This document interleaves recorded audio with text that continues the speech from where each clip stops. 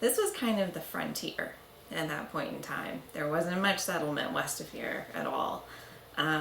So that is why Hillsborough was founded. And in its early days, it was right from the beginning, it was surveyed by a man named William Churton, Churton Street, William Churton, and deliberately laid out so that people would have to purchase a house here. They'd have to build a house in order to save a lot, as it was called, because they didn't want the land to be snatched up by people who were land speculators, as they called them. So, in this era, it's really common for people who had the means to buy up a lot of land, hold on to it, and then sell it off to, eventually to make a profit. But they wanted a town to grow here, so Churton required that you'd have to build a house in order to own property here.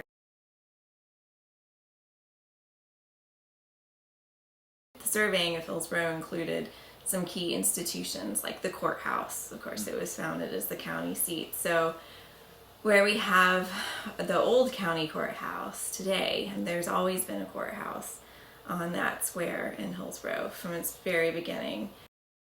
Hillsborough could be considered the capital of North Carolina at, I think, 3 different times. In 1775, it hosted a provincial congress. So Hillsborough's provincial congress was actually the 3rd of what would be a total of 5 provincial congresses held in North Carolina. And they are all dedicated to determining whether or not independence was the way to go. Independence from Great Britain, that is. They were trying to decide if it was, if war was necessary, what they would have to do. And Hillsborough's provincial congress really laid the administrative groundwork for the leading to the decision to indeed urge independence from Great Britain, which was declared at the 4th Provincial Congress that was held in Halifax, and produced what we now know as the Halifax Resolve, which urged delegates to insist on independence from Great Britain. So I think that was the first official resolution urging that sort of thing, because they were still on the fence about it. The next time it could be considered the capital was in 1778, and that's when Hillsborough hosted the General Assembly. So that was in the middle of the Revolutionary War, but there was already a state system of government operating by the same name that we know it today. So it was a legislative body that met here in Hillsborough. So it was one of the sites of that General Assembly during the Revolutionary War. But it only met here for one session. The rest of the time, I think it was held in New Bern a lot, which of course had been a colonial capital right before the outbreak of war, and other places. The final time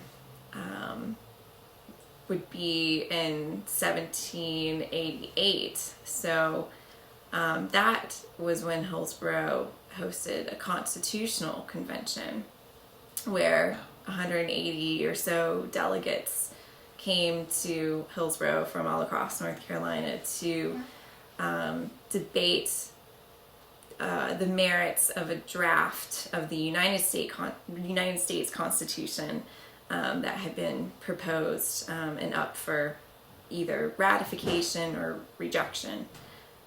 So during that year, the delegates that met here decided to, in fact, neither ratify nor reject the draft of the Constitution, because what happened was that during the debate, the anti-federalists, which were folks who were a little bit wary of a centralized government, who opposed federalists who wanted a more centralized national government.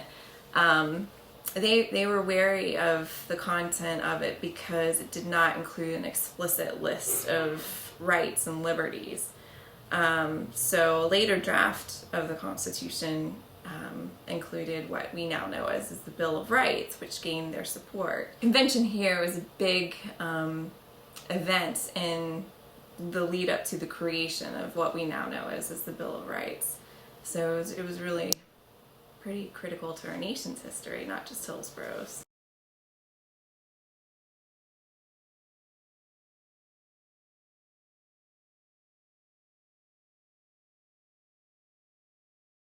The Occaneechi, which is one of the tribes you hear about living in Hillsborough quite often, came to this area in the late 17th century, actually, and had moved here from Virginia. And one of their first interactions with Europeans is recorded in an early 18th century book by John Lawson called A Voyage to Carolina, because of their settlement on the trading path, which helped their lives in a lot of ways because it made any commercial endeavors a lot easier. It made mobility a lot easier because they were close to this road. It also had a negative consequence of bringing disease into the area. So there's been lots of cases recorded through Native American history of they're getting diseases that were from Europe, of European origin, before they even saw anybody from Europe, because the diseases would travel on the goods that were traded on the path. And so that affected them as well. And unlike a lot of areas in the 18th century where Europeans were pushing in, there weren't Native Americans living here really in any numbers to resist settlement in the mid 18th century, when migration really started to pick up to this area.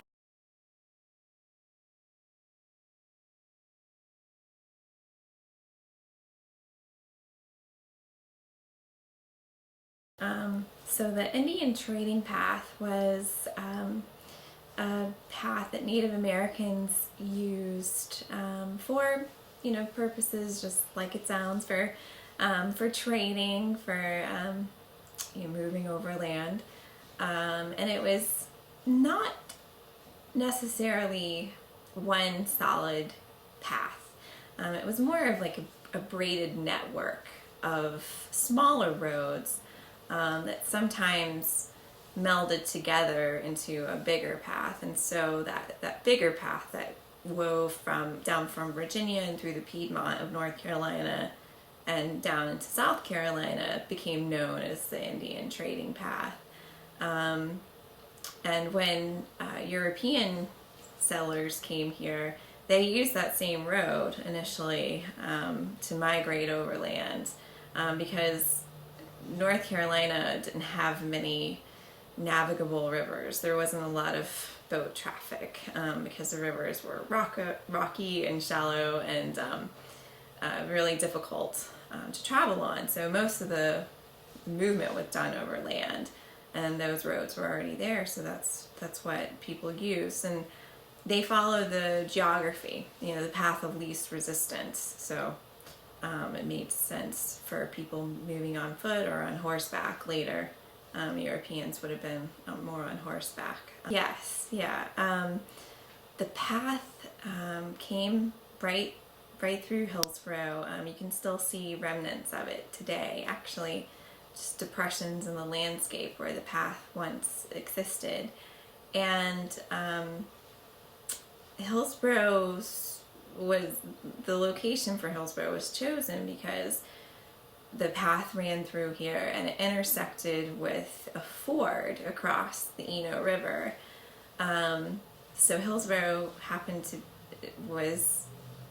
this spot was chosen for Hillsborough because that ford made it easier to access this area of land. So it was just this was a right place for the creation of a town.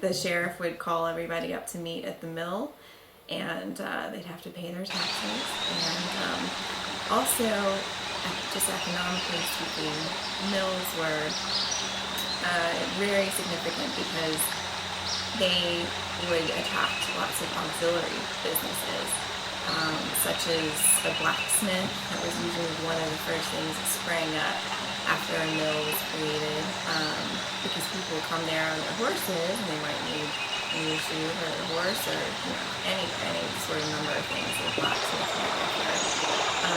And general stores pop up alongside of mills, so people could do sort of one-stop shopping, as you know.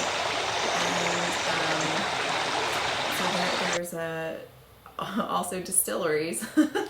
Distilleries were often found alongside of mills. So there's lots of secondary businesses. It could be like a whole little marketplace next to a mill. So mills are really, really important.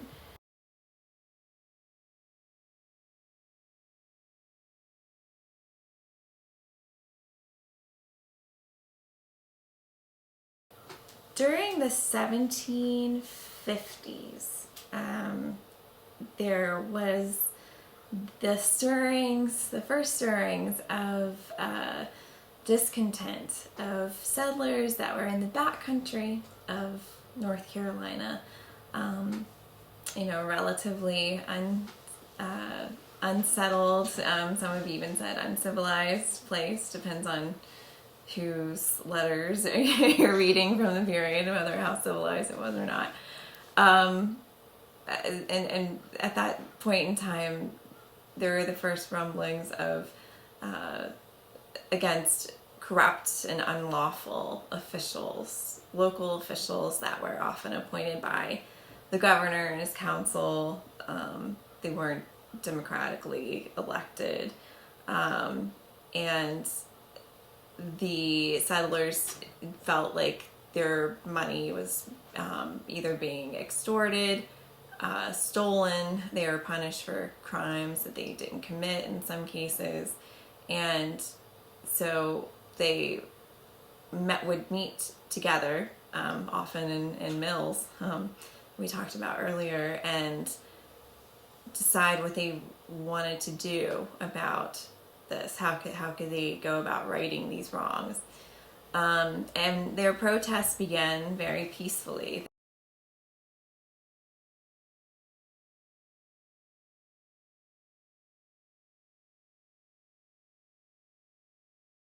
Close to here is actually near the Board of Education building that's right across the street. So just adjacent to their parking lot, sort of between the Board of Education and the St. Matthew's Episcopal Church, there's a flat area in the ground that is part of the trading path, and you can still see that. Also, under the bridge that goes across the Eno, that's on Exchange Club Road, I forget the precise name of it, but underneath that bridge, that's where the ford was, across the Eno River. So, there weren't bridges into Hillsborough until, far later than we would expect. So that ford was in use, heavy use, for a long time. So you can still see remnants of how widely it was used.